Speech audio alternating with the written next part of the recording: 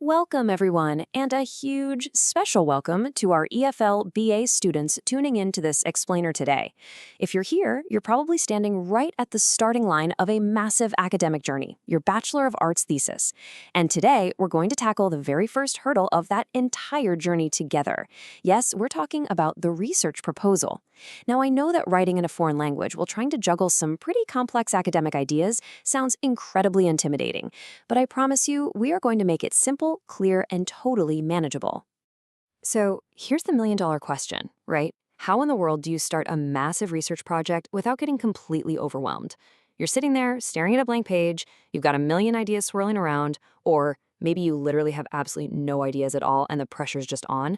Look, it's perfectly normal to feel a bit anxious right now, but take a deep breath. In this explainer, we're going to break down the entire proposal process. By the time we finish, you'll have a clear step-by-step method to get those ideas out of your head and confidently down onto paper.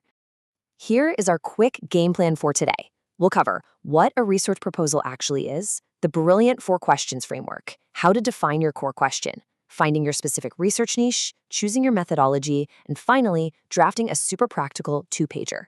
Let's jump right in. To kick things off, we need to completely rethink what this document is. What exactly is a research proposal? Okay, let's dive into this. A lot of students think a proposal is just like some scary exam where you have to prove you already know everything before you even start. But according to academic writing expert Pat Thompson, that is simply not true. Instead, think of your proposal as a bid or a pitch, kind of like an entrepreneur enthusiastically pitching a brand new business idea to investors. You're pitching your research idea to your professors. You don't need to have all the answers just yet. Your only goal is to persuade your readers that you've got a worthy topic, that your study is actually needed, and that you're the right person to do it. It's just a pitch. So, how exactly do we build this persuasive pitch? We're going to use an amazing tool called the 4 Questions Framework. Instead of stressing out about dozens of different complicated thesis chapters, you can actually build your entire core proposal by answering just 4 fundamental questions. Ready? Number 1, what is the question I'm trying to answer? Number 2, why is it worth answering? Number 3, how have other people tried to answer it? And number 4, how am I going to go about answering it? That's literally it. If you can answer these 4 questions clearly, you've got a rock-solid research proposal. Let's break them down. This brings us to the first and honestly probably the most crucial step, defining your core question. What are you trying to answer? Now, research questions don't just magically pop into your brain fully formed. They take a little time to refine. The biggest mistake BA students make here, being way too ambitious. You want to save the world with your thesis, which is fantastic, but we need to narrow that focus down to a single, highly specific question. Also, use the word I. Taking ownership by saying, what am I trying to answer, really gives you agency. Ask yourself, honestly, why am I doing this project?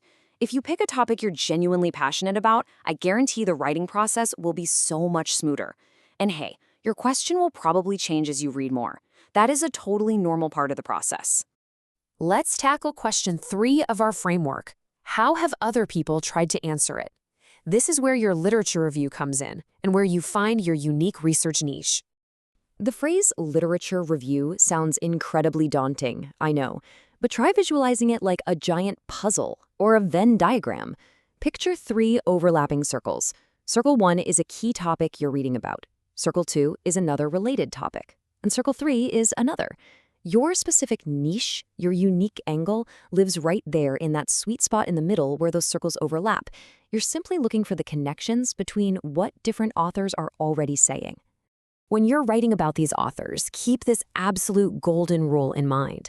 A literature review is not just a summary library. You're not making a boring list that says Jones said this and then Smith said that and then Taylor found this. No way. Your goal is to build a coherent argument. You want to group ideas together, develop a theme, and use all that literature to support the specific pitch you're making. You're joining a fascinating conversation, not writing a high school book report. So I want to share a crucial piece of advice that gets handed out to doctoral students all the time. It's a PhD, not a Nobel Prize.